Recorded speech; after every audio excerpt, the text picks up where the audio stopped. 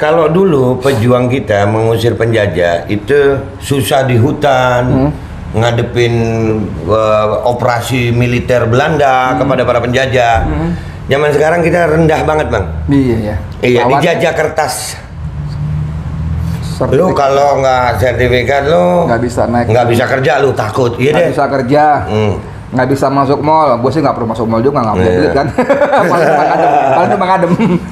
Nggak bisa naik kereta komuter lain.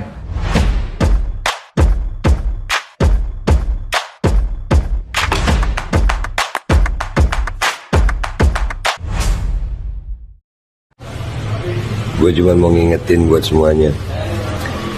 Gue orang Islam yang berjuang untuk rakyat Indonesia.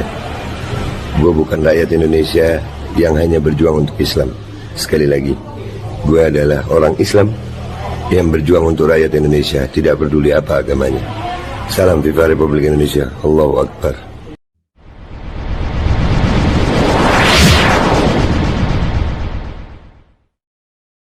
Bismillahirrahmanirrahim. Assalamualaikum warahmatullahi wabarakatuh. Dengan saya Edi Mulyadi dari Forum News Network. Tetangga sebelah kiri saya. Ini sekarang jadi benar-benar pria panggilan. Dipanggil dan dicari. Be, sehat ya, Be? Sehat. Babe Aldo, Masya Allah. Babe Aldo ini benar-benar kita mesti banyak, saya deh, nggak usah kita deh, nanti saya pakai nama orang. Saya mesti benar-benar banyak belajar dari dia. Orangnya benar-benar santai, tapi serius dalam arti konten-kontennya isinya walaupun bercanda tapi mantap, menohok orang, dan untuk itu dia pernah kena skak ya, kena skak malah langsung ya. Mat. Udah kirim salam innalillahi wa inna ilaihi rajiun, syahid. Sabur, Bu. Nah, saya belum sampai situ. Walaupun bilang lu gila, tapi sorry gue belum seberani dia. Sebelum panjang lebar, pinjam kata dia. Panjang umur perjuangan, ngopi dulu. Tetap santuy, tetap akal sehat, jangan lupa ngopi. Bismillahirrahmanirrahim. Sore Siap, ini saya mau tanda kutip ngadilin Babe nih. Siap. Babe Aldo ini tempo hari apa ya? Deklarasi Hari Minggu. MPR, hari Ahad, Majelis Penderitaan Rakyat. Padahal jauh sebelumnya itu beberapa hari dia ada kontak saya intens segala macam, Bang nanti gabung bla bla bla bla bla gitu. Pada waktunya dia nggak ngasih tahu kita. Oke. Dia bisa ngeles sih, kan udah gue share ke grup. Nah ini dia gue buka kartu, gue hampir nggak pernah baca grup. Gue sorry banget.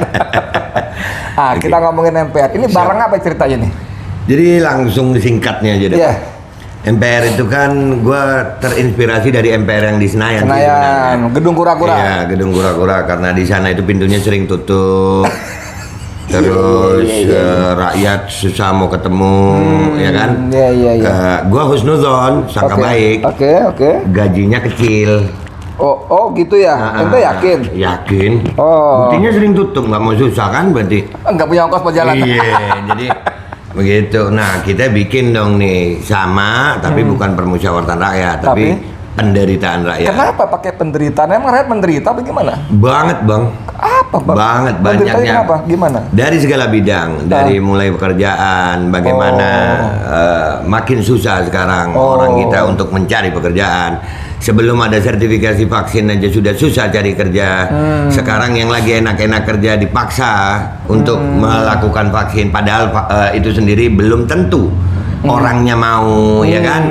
Jadi makin susah mau tes CPNS, makin banyak derita. Jadi dan kita udah keluar di medsos, kita ngomong di medsos. Katanya kalau ngomong di medsos nggak boleh dengan caci maki, sudah kita bikin. Nggak boleh ngeritik tanpa saran, sudah kita bikin. Disuruh muji-muji, udah kita bikin. Gue mau nggak? Iya, kan mujinya begini, Bang. Bismillah komisaris. Oke. Kita paham, penderitaannya maksud paham. Tapi yang saya mau tanya, kenapa pakai istilah majelis gitu? Gimana pemahamannya nggak majelis penderitaan itu pemahaman gimana memahami? Jadi majelis itu kan kalau dari bahasa Arab itu kan dari bahasa Arab artinya tempat duduk ya, tempat untuk berkumpul duduk bersama di situ. Jadi kita duduk bersama-sama rakyat yang menderita. Rakyat yang menderita. Jadi kita merajut segala beda demi persatuan bangsa, melawan semua derita. Mengubah penderitaan menjadi kebahagiaan. Amin ya Rabb. Oke, sekarang kalau di Senayan itu kan ada ketua, ada sekjen apa gitu kan. Di MPR ente gimana, Bos? Insya Allah OTW. OTW itu artinya? On the way, lagi on process gitu, on progress. Ya biasanya kan gitu. Nanti ada strukturnya berarti ya? Ada nanti insya Allah, walaupun mungkin namanya itu akan susah untuk masuk di Menkumham atau apa, itu susah pasti. Mungkin akan kita gimana. Cuman kan kita Indonesia ini dari dulu ini. Indonesia itu kan semangat perjuangannya tinggi gitu, Bang. Iya. Seperti gua memakai semangat proklamasi. Iya, proklamasi aja dulu. Iya, setuju. Ngaturnya ntar gitu. Dan kalau saya boleh tebak, itu nanti struktur pengurus ini itu tuh sebetulnya bukan untuk gagah-gagahannya. Bukan. Tapi hanya supaya lebih jelas lu tugasnya apa. Lu tanggung jawabnya apa. Benar, gitu ya? benar, Bang. Kalau bagian lu pembantu umum ya, sorry. Kalau bagian lu jaga pintu. Tapi kan nggak usah pakai label. Pakai nama. Bahasa kerennya ada nomenklaturnya. Ada nomenklatur, ada SOP. SOP-nya. Oke, sekarang kita masuk ke substansinya. Ini MPR mau ngapain ceritanya? Banyak sih yang akan kita bisa lakukan ini ya, tergantung Allah berikan kita kekuatan gimana. Yang pertama yang lagi saya galang ini konsolidasikan adalah persatuan anak bangsa tanpa memandang agama, suku, ras, profesi, beda mazhab. Pokoknya sekarang harus bersatu dulu karena kalau mau dirunut-runut ya perpecahan bangsa ini, keadaan bangsa ini yang seperti ini karena rakyatnya terpecah belah. Dan itu terjadi pada ya ini era sekarang ini gitu. Tepatnya 2014, Bro. Ya. Jadi itu terpecah terus nih. Iya. Terpecah terus sampai di 2021 ini paling parah Bang ini. Artinya Indonesia adalah negara demokrasi Pancasila yang sangat menjunjung tinggi nilai demokrasi. Nilai toleransi dalam kebinekaan. Ya, kita beda agama bisa duduk sama-sama, beda suku bisa duduk sama-sama, beda Tuhan bisa duduk sama-sama. Tapi karena satu hal ini Bang Edi, karena sertifikasi kita sudah didiskriminasi dan diintimidasi. Ini penting nih, gara-gara sertifikasi atau di segala macam beda agama, Tuhan segala macam bisa bersatu, tapi beda sertifikasi. Jadi ada keluarga 4 orang, anak, istri, suami istri, anak 2. Berangkat nih ke mall nih, ting karena anaknya kerja, dia udah vaksin, dapat sertifikat. Karena bapaknya pengangguran, dia nggak belum vaksin. Istrinya apalagi di rumah. Adiknya yang satu lagi dia masih sekolah, belum vaksin. Nah, sekarang begitu sampai pintu mall, vaksinnya mana? Yang masuk kita jadi kita udah dipisahkan ya. Dipisahkan. Dan ini pemisahan ini dari mulai awal ini, Bang. Iya, dari mulai nutup muka. Kita udah nggak tahu nih Bang Edi lagi senyum apa kabar. Ditutupin muka. Hidup kita penuh kecurigaan sama teman. Orang bersin aja sekarang kita, jangan-jangan lu, ya kan? Ini propaganda seperti ini yang harus kita kembalikan Indonesia. Dulu kita sampai sebelum Covid ini orang Islam bersin, alhamdulillah. Sebelah ya rahmatullah. Jadi sudah saling mendoakan, wa yuslih bahlakum. Sekarang gila lu deket-deket gua lu. Nah, iya itu masalah banget, masalah banget. Bahkan ini sudah kemarin kita ada saudara-saudara kita yang beragama Nasrani dari Pendeta Doni David. Ini perlu gua sampein. Ternyata setelah kita duduk sama-sama tabayun dalam Islam ya ternyata kami masing-masing mengakui kami adalah korban propaganda gitu. Masya Allah. Kita suudzon kepada mereka, mereka suudzon sama kita karena korban propaganda itu tadi. Ya. Jadi setelah ada kesepahaman akhirnya satu frekuensi ternyata. Satu frekuensi. Jadi saudara sekalian, waktu beberapa hari yang lalu juga beredar viral video di Sulawesi Utara ya. Iya. Ada orang Islam sama orang Dayak kalau nggak salah. Bukan, Laskar Manguni Manado. Oh, orang Nasrani itu. Jadi mereka kompak itu. Minta bentukan vaksin dan sebagainya. Nah, jadi atau jangan-jangan karena nonton video ente, Bu? Alhamdulillah itu Pokoknya ada hubungannya dah sama kita gitu. Alhamdulillah. Jadi kita intinya ngomong virus ya, ngomong virus, videonya Babe Aldo jadi virus, tapi virus yang menyebarkan kebaikan dan perlawanan dalam persatuan. Jadi gini Bang Edi, kalian kita masyarakat Indonesia terhadap sesuatu yang tidak tampak, kita percaya itu menular. Kenapa semangat persatuan yang kita galangkan nampak, orangnya ada, suaranya ada, persatuannya harus, penderitaannya nyata. Kita tularkan ke kalian, kok kalian nggak percaya? Iya, masa kalah sama virus kita? Kan gitu. Oke, lanjut lagi ngobrol Siap, lagi Bang. Mas MPR. Oke, tadi kita Tapi tahu. boleh ngopi dulu Bang. Boleh. Rada kurang cerdas gua kalau kagak ngopi. Nah, udah kita tahu ini barang apa, kita pengen tahu bentuk perjuangannya. Mau bagaimana MPR? Kemarin ente ada telepon, Bang, tolong kirim KTP bla bla bla. Ini ngapain ya KTP? Mau maju pilkada apa gimana? Iya, jadi gini Bang. Jadi dalam perjuangan itu MPR ini tidak mau berjuang melawan keluar dari konstitusi hukum Indonesia. Nggak mau kita. Top, Marco top. Ya, karena kita cinta bangsa ini. Sip. Iya. Kita nggak mau berbenturan dengan aparat di lapangan. Sip. Kenapa? Mereka saudara kita. Setuju. Kita yang sakit, bangsa Indonesia yang sakit, aparat yang sakit, bangsa Indonesia yang sakit. Kita nggak mau dipecah. Jadi kita sesuai dengan hukum yang berlaku. Jadi kita ada tim hukumnya. Nah, kita sekarang ini langkah awal untuk masalah hukum, kita mencoba mengumpulkan orang-orang yang merasa keberatan tentang kewajiban sertifikat ini. Karena orang mau vaksin itu mau sehat, bukan mau sertifikat. Tapi ternyata di lapangan Bang, di lapangan itu terjadi banyak orang yang melakukan vaksinasi bukan karena mau sehat, tapi karena sertifikat. Ya, dan itu sudah ada petisi, minta maaf saya, ada petisi, sudah dilayangkan petisi, ada ribuan itu yang tanda tangan ya? Tanda tangan, jadi begitu. Jadi memang sebetulnya gini, sertifikasi ini kan based on surat instruksi Mendagri, ya. Padahal kita punya Undang-Undang Nomor 28 nggak salah, Undang-Undang Kesehatan. Undang-Undang Kesehatan. Itu sama sekali tidak begitu. Bahkan tentang pelayanan kesehatan, pasal-pasal sekian itu menyebutkan bahwa kita berhak memilih. Memilih dokter, memilih obat, memilih untuk kesehatan kita. Berhak. Jadi ketika ada mewajibkan vaksin, itu sudah melanggar undang-undang. Nah, pertanyaannya kenapa di Indonesia ini ada undang-undang yang lebih tinggi peraturannya bisa dikalahkan oleh peraturan yang di bawahnya. Ya, undang-undang hierarkinya ya, tap Pancasila, Undang-Undang Dasar 45, undang-undang, kemudian Perpu, peraturan pemerintah undang-undang, baru peraturan presiden dan ke bawah terus. Menteri itu jauh di bawah. Kenapa bisa ngalahin? Jadi ini sudah terjadi pelanggaran hukum sebetulnya. Kedua, terjadi pelanggaran hak asasi manusia. Terserah gue dong. Dan yang paling parah lagi adalah mengkaitkan sertifikasi dengan pelayanan publik. Publik itu punya hak dilayani oleh negara. Yang untuk itu negara dibayar gajinya, fasilitasnya oleh uang rakyat. Jadi kewajiban negara itu melayani rakyat, tapi kemudian barang yang peraturannya salah, melanggar undang-undang itu justru dijadikan alat sebagai syarat publik mendapatkan pelayanan. Iya, jadi kalau dulu pejuang kita mengusir penjajah itu susah di hutan, ngadepin operasi militer Belanda kepada para penjajah. Zaman sekarang kita rendah banget Bang. Iya, dijajah kertas. Lu kalau nggak sertifikat lu nggak bisa kerja, lu takut. Nggak bisa kerja, nggak bisa masuk mall. Gue sih nggak perlu masuk mall juga, nggak punya duit kan. Paling cuma ngadem.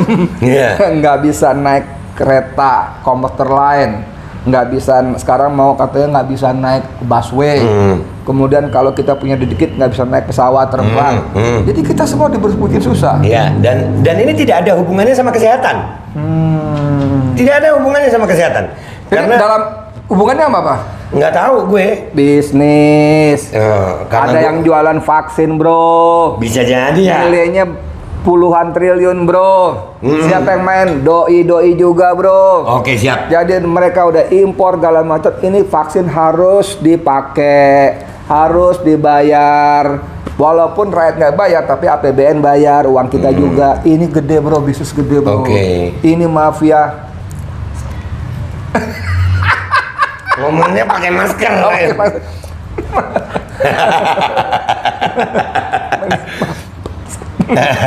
Maaf ya. Iya, benar. Oke, jadi intinya dari kebijakan-kebijakan itu yang saya lihat adalah ini kalau saja rakyat sadar dan mau bersatu, apapun sistemnya, siapapun pemimpinnya, apapun kebijakannya, kalau rakyat ini mau bersatu, selesai ini masalah. Itu persoalannya, Babe Aldo. Soalnya gitu. Bagaimana kita membuat mereka mau bersatu ya? Ketika kita bunyi Babe Aldo deh paling gampang deh. Wawancara Dr. Luis yang banyak orang berpikir, oh iya ya, bener juga ya. Itu kan sesuatu yang nyempal dari arus utama, tapi masuk akal. Iya ya, bener juga ya. Misalnya paling gampang Anda nanya, coba itu alat tes apa sih PCR, itu betul nggak? Diaudit betul nggak? Jangan bicara soal audit harganya deh, fungsinya aja deh. Bagaimana air keran bisa menunjukkan itu antigen? Misalnya begitu ya. Itu kan akhirnya kita berpikir iya juga ya. Belum tentu kita bilang bener juga, bukan? Kita iya juga ya. Itu aja udah masalah kan? Iya, benar. Gitu loh. Jadi kita menghadapi rezim yang seperti ini. Oke, jadi kembali lagi saya mau fokus karena saya ini kan namanya Majelis Penderitaan Rakyat. Jadi gue udah capek mikirin pejabat. Udah nggak mikir gue. Terserah bapak deh, bapak mau ngapain terserah deh. Bapak mau bikin apa kebijakannya terserah bapak. Gue mau perhatiin rakyat. Jadi sekarang narasinya bukan anti pemerintah, bukan. Bantu pemerintah. Kak, mungkin pemerintah, iya pemerintah mikirin dirinya sendiri, kelompoknya sendiri, partainya sendiri. Mau 2024 calonnya sendiri. Iya deh pak, serah bapak. Gue mau mikirin rakyat lu karena saudara gue. Nah itulah masalahnya. Tadi pagi saya ngeliat bang berita-berita nih, udah sedih gue ngeliatnya. Ibu-ibu yang cuma ngambil apa di supermarket ya, minyak atau apa itu sabun, diancam 7 tahun penjara. Ya. Terus ada yang bentangkan tulisan di bawah. Tulisannya apa? Udah itulah. Apa tulisannya? Itu. Mari bersih bersatu gitu. Itu. Ya. Ya kan, jadi itulah pejabat kita gitu. Itulah pejabat kita. Contoh lagi kebijakan-kebijakan di daerah. Ini contoh aja Jakarta. 70% warga yang divaksinasi itu berarti sudah mencapai herd immunity. Harusnya. Ini udah 90. Oh, udah jauh. Udah jauh, tapi masih tetap diuber-uber. Mestinya udah herd immunity. Karena bisnis tadi vaksin udah dibayar. Nah, makanya dari situ saya mau mengajak semua masyarakat Indonesia, ayo bersatu. Ayo bersatu. Kita bisa. Balik ke soal KTP tadi, itu untuk apa KTP itu? Untuk menjadi prinsipal. Untuk menggugat kebijakan. Oh. Jadi apa? JR ya? Iya. Judicial review. Iya, menggugat Mahkamah Konstitusi. Bukan. Masih ke PT UN dulu. PT UN. Saya nggak mau ke pusat dulu. Karena kan begini, Indonesia itu kan kayak seperti Bang Edi bilang, hierarkinya ada undang-undang, ada perpres, ada keputusan daerah, ya entah itu gubernur, wali kota, kami mau di sini dulu, walaupun kami tahu sini dasarnya adalah pusat, ya. Akan tetapi kan sekarang Indonesia ini ada undang-undang otonomi juga, ya, karena pemimpin daerah bukan dipilih oleh presiden, Pak. Pemimpin daerah dipilih oleh rakyat di daerah situ. Pertanggungjawaban pemimpin daerah mestinya kepada rakyat. Ini menarik saudara, ini menarik betul sampai Babe Aldo dengan tekanan intonasi suara yang gitu. Ini menarik bahwa pemimpin kepala daerah itu dipilih oleh rakyat. Seharusnya dia secara legitimasi dia kuat. Karena dia bukan diangkat pejabat di atasnya, entah menteri apalagi presiden. Gubernur, wali kota, ketua DKI ya. Gubernur itu dipilih rakyat, harusnya dia lebih berpihak pada rakyat. Mestinya. Ini mohon maaf nih ya penonton yang lain ya, mohon maaf. Saya agak nggak ngerti juga nih kenapa Anies bikin peraturan macam tadi. Naik komuter lain, naik busway, masuk mall kudu vaksin, yang dia tahu persis bahwa peraturan itu adalah melanggar undang-undang yang di atasnya. Nah itu yang kami mau tanyakan. Soalnya kan kalau kami ngomong di medsos nggak didengar nih. Ya kami mau ngomong di medsos. Kami berharap sih ada tanggapan baik. Nggak usah sampai PT UN umpamanya. Melihat gerakan kami gini akhirnya terjadi audiensi. Ayo dengerin rakyat, Pak. Audiensi untuk komunikasi, bukan selfie. Ya kalau selfie gue tadi selfie. Iya, Tapi jadi menarik Babe Aldo, sorry ya, sorry banget nanti saya dituduh cebong lagi tiba-tiba nyerang Anies. Enggak. minta maaf, saya yang negor Bang Edi sekarang minta maaf dengan segala hormat. Gue di MPR sudah tidak ada lagi kadrun, nggak ada cebong, nggak ada karpet. Kita rakyat Indonesia. Gue nggak mau lagi dipecah belah. Iya, Gua nggak mau. Tapi ke sebelah sono kan memanfaatkan setiap lobang. Oke, sebelah sono seperti itu tetap gue sambut dengan cinta karena gue cinta Indonesia. Mantap. Begitu Bang Edi. Oke, mungkin sebagai udah berapa menit nih, Bro? Oke, udah banyak ya. Sebagai penutup, saya ingin begini, kembali ke soal ini. Ini penting betul menurut saya sebagai seorang kepala daerah. Saya nggak tahu ya, mau disambungkan 2024 atau apa, nggak ada urusan buat saya. Sama. Tapi mestinya sang kepala daerah ini momentum. Mestinya. Menunjukkan keberpihakannya kepada rakyat. Betul. Kalau dia punya agenda 2024, 2278 atau berapa kalau macam nggak ada urusan ya, 3600 nggak ada urusan kita ya. Ini kan kesempatan, Bro. Nah sekarang pertanyaannya, saya paham. Sekarang bagaimana pertanyaannya, suara kita ngobrolin ini, terutama dalam konteks yang terakhir tadi, ini menunjukkan keberpihakannya kepada rakyat yang memilihnya. Iya. Tanda kutip balas budinya. Iya. Kewajiban dia kan membalas budi kepada rakyat. Pada rakyat yang memilih dia. Karena dia diangkat oleh rakyat. Oleh mandat suara rakyat. Bukan oleh pemimpin di atasnya. Nah, bukan, justru sebaliknya gitu. Iya. Nah, saya nggak tahu ada mekanisme nggak supaya orang-orang sekitar Anies atau ngomong Anies lah, mohon maaf, itu yang nyampein, iya, ini si obrolan si Edi sama si Aldo ini kayaknya bener juga atau gimana? Iya. Jadi saya nggak mau masalah tentang satu aja Bang Edi karena gue MPR ini luas di Indonesia. Indonesia. Ya. Iya. Gue mau pesen semua kepala daerah di Indonesia, kalian dipimpin oleh rakyat. Dipilih oleh rakyat. Iya, dipilih oleh rakyat. Kalian dipilih oleh rakyat. Keberpihakan kalian terlihat sekarang. Kalian mengikuti yang mana? Kalian mengikuti yang memilih atau kalian mengikuti yang menyuruh? Ah, stop. Oke, Ya, mantap. itu aja. Jangan lupa ajak saya di MPR. Siap, Insya wajib. Allah. Berarti jadi prinsipal ya. Insya Allah siap. Jadi prinsipal. Kita kirim KTP-nya. Siap, jadi prinsipal. Pokoknya semua hal yang kita anggap, kita yakin sebagai bagian dari amar ma'ruf nahi munkar, kita harus ikut terlibat. Siap. Barangkali itu jadi salah satu cara kita Amin ya. membuat Allah ridho sama kita. Amin, kan? ya Rabb. Kalau Allah udah ridho, Masya Allah, Amin, surga amin. dideketin, neraka Iya. dijauhin, insya Allah, amin. Sahabat di dunia banyak. Masya Allah, Masya Allah. Kita merangkul, Masya bukan Allah. memukul. Sip. Siap. Bos jadi salah. Saudara sekalian, demikian obrolan saya dengan Babe Aldo, laki-laki panggilan yang makin ketop aja dan bikin saya ngiri. Ini guru gue, ini guru gue. Ngiri karena perjuangannya mantap luar biasa. Alhamdulillah, Saya alhamdulillah. terseok-seok mengikuti perjuangan dia. Dan Alhamdulillah. berharap bisa jadi bagian dari barisan itu. Amin. Alhamdulillah, alhamdulillah, alhamdulillah. Dari saya Di Mulyadi untuk FNN. Assalamualaikum warahmatullahi wabarakatuh. Waalaikumsalam warahmatullahi wabarakatuh. Sip. Tetap santuy, tetap makan sehat. Bentar dulu Bang, jangan lupa ngopi Bang. Curang lo. Enggak, jadi gue nggak boleh, dia abang gue. Oh, iya.